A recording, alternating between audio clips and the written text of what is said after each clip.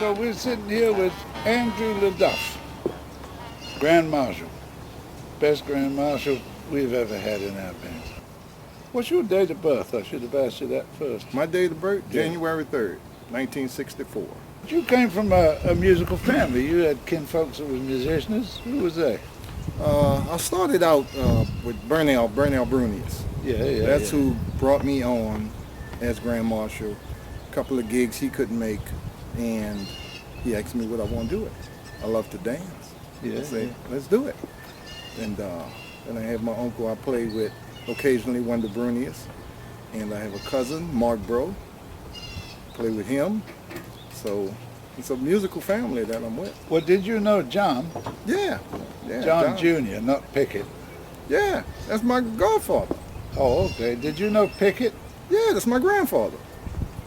Pickett is your grandfather. Yes, sir. That's, man, what a family. I mean, I still ain't straight. I know them all. I mean, the funny thing was, you knew Pickett's wife. That's my grandmother. Okay. Chinese. Her real name was Nazimova. Nazimova Brunius. What was the name of your parents? My parents was Brunetta, and I'm named after my dad, Andrew LaDuff. What did they do? My mother, she was pretty much like cooking and you know, a stay-at-home mom. And she taught me all the cooking, and the whole family, my brothers and sisters, taught all of us how to cook. How many brothers and sisters you got? I have one brother, Hillary, and I have three sisters, Annette, Sandy, and Patrice. Okay. But, and then so, how did you come to get interested in the Grand Marshal and stuff? I mean, what drew you to that? Well, this is New Orleans, and everybody's always dancing, second lining. Yeah. And when Burnell asked me to fill in for him, I said, let's do it. And once I started with him, that's where I just kept on getting more and more gigs here and there, and I enjoy it. But Burnell, he was a trumpet player, a bass drum player, Right. the Grand Marshal, and I've heard him play snare drum. That's right. You know. Mm-hmm. What did he want to do all them things for? He just... Being in a musical family, he just picked up on each one of them. Yeah. Where did you first become aware of Grand Marshals and what they were doing and what they were... Just talking with Wendell Brunius and Burnell, and they filling me different things, you know. Yeah. You know, because Grand Marshal, in my understanding, is it started many, many years ago. You know, I don't know if it was the military or just where it started exactly, but when it started, you know, just my understanding is the Grand Marshal, their job would be to lead the band, to pick out what route we're going to go. Mm-hmm. And many years ago, musicians, the band used to read a lot of music. So if they read music and they have the sheet in front of them, a lot of times they can't see that there's a hole in the ground, you're about to step in something, or, you know, there's a trip hazard. So as my job, I would inform them. Hey, I'll give them blow my whistle or some type of signal to look down so they don't trip. All the old-time Grand Marshals, I mean, I'm talking about the ones like Fat Houston, Noon Johnson, all of them kind of things. They had a system whereby they always had a whistle. Mm-hmm. And if you blew two blasts, boop, boop, it meant watch out, there's a hole in the ground. Right. If one long blast, beep, man, catch up. Come on, catch up. You're lagging behind, you know. Right. And the band, and then they would march, the snare drum player would march them when they broke time. I mean, obviously in a funeral march, but snare drum player would pick up the beat and they'd march a little faster than when they played. And then he would pull it down. How old were you when you did your first Grand Marshal job? Maybe early 20s. How come you never took up an instrument and just wanted to be a Grand Marshal? I don't know. Just a lot of, I guess, busy here and there, and going to school and trying to figure out exactly what I'm going to do. But I just never really picked it up. I always followed my mom, and I was always in the kitchen. I love cooking. So I always say, if you love doing something, you'll never work a day in your life. Yeah, that's what look at me. How about Lady Grand Marshals? What you know about them? Who was the first one you saw? I think, what was her name? I think her name was it Eleanor?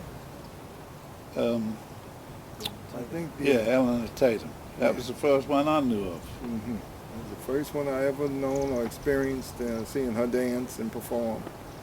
Yeah, it's funny the history of Grand Marshals. I mean,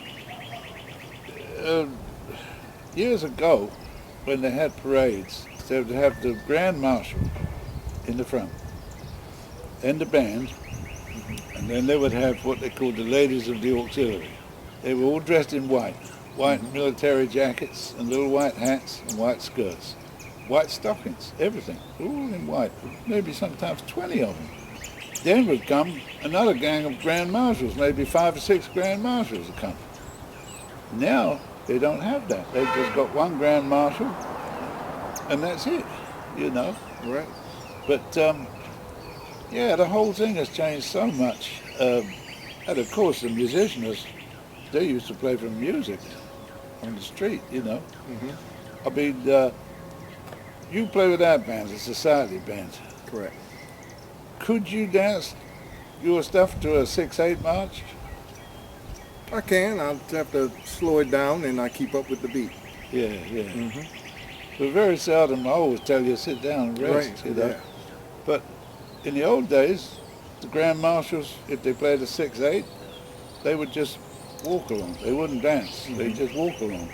Because it was hard for them to get with that beat. That 6/8 beat is, and 2/4 too, you know.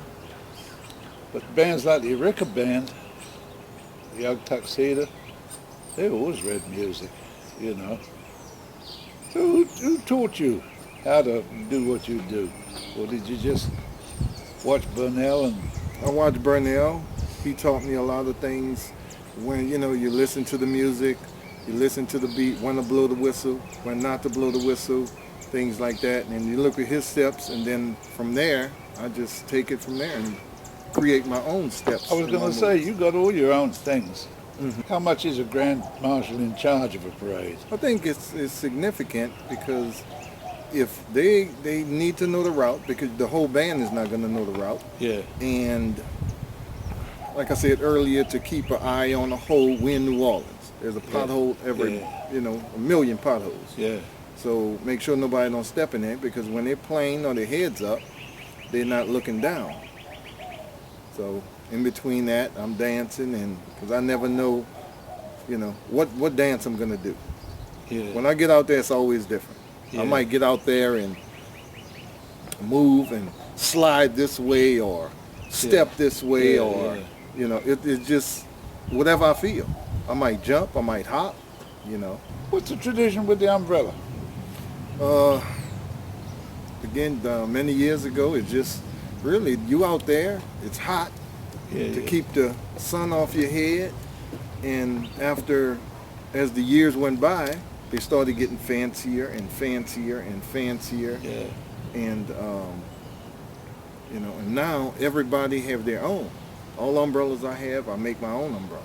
And I just design it to, whether it's the sash that I wear, the colors, I'll put feathers on it. There's some people put birds on it, beads. Yeah. You know, it's a number of things. I remember a long time ago, I'm telling you things, but I shouldn't be, but I just want to get it in the interview. When they would play the funeral, until they turned the body loose, the Grand Marshal would always reverse the sash, so the sash said nothing. The Society Brass Band was on the inside where his chest was. And as soon as they turned the body loose, then he'd do that. It was a solemn moment because the umbrella's closed. You don't have your hat on your head, and you just have your sash on.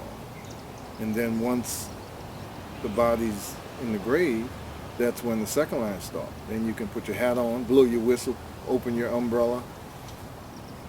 Do somebody tell you always when it's time to do that, or do you have to just guess it? No. I mean, after you start doing it and watching Burnell so long, I watch everything when he start, you know, and then whenever the band start, and that's when I know what to do. You think the brass band tradition has changed? It's starting to change a little. You know, they got a lot of these youngsters coming out, and they, you know, some of it just a lot of noise. You know, it's a lot of people can't even read music anymore. Oh no. You know. Yeah. We should talk a bit about women grand marshals, because there's been not that many, but well, first, I don't know whether you even know this. Harold Dejan told me when I interviewed him, the first woman they ever buried with a band of music was named Mrs. Cole, and it was way back in the 20s. Harold said, and Manuel Perez, he was a little boy, and he must have gone to see it. Manuel Perez was playing the trumpet, and King Oliver was playing the trumpet. And that was the first woman they ever, I wonder why they never buried women with music. I don't know. I mean, it's weird, isn't it? Yeah. I mean, but then Harold said there was another lady who got in the 30s buried with music. And then the next one, and there's only 3 Harold could remember in his life, man. It was 1963. And the first lady's name I told you was called Mrs. Cole. And then Mama Johnson was the name of the one that Harold buried in 63. What now, can you demonstrate a couple of, if we put on some music, can you demonstrate a couple of dance steps you do? Sure, no problem. Okay.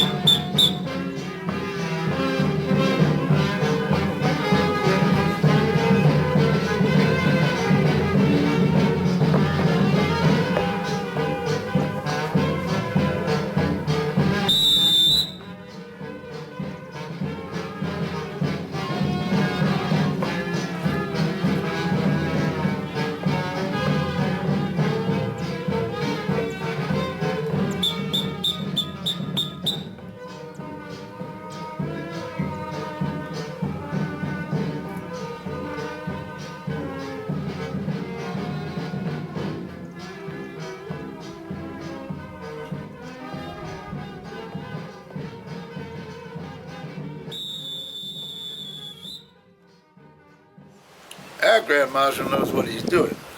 Andrew LaDuff, he knows what he's doing.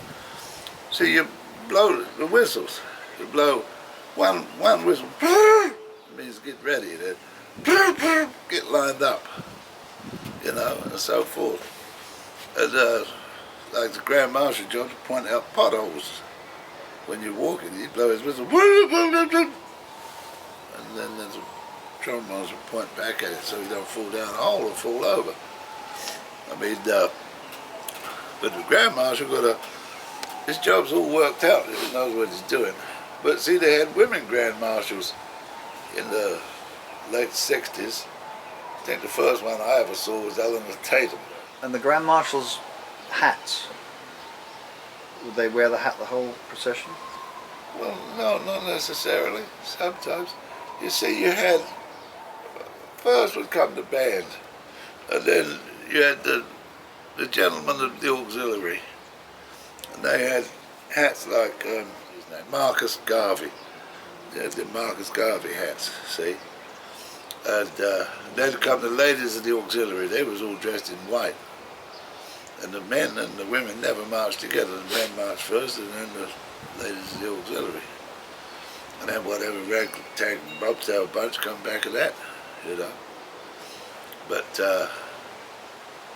like I say, they never had any women grand marshals that I remember. Well, I told you they didn't even bury a woman with music until about 1964, you know. And so everything was done according to a tradition that started years before everybody. I mean, but those musicians knew what to do.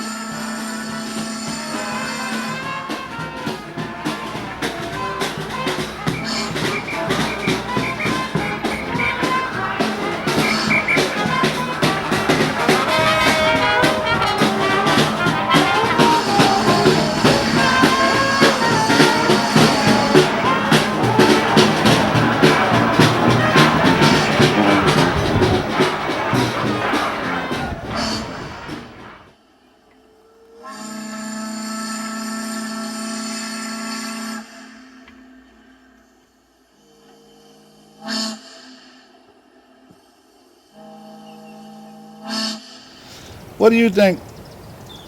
You got any ambitions as a Grand Marshal? Just keep making everybody smile, make everybody happy.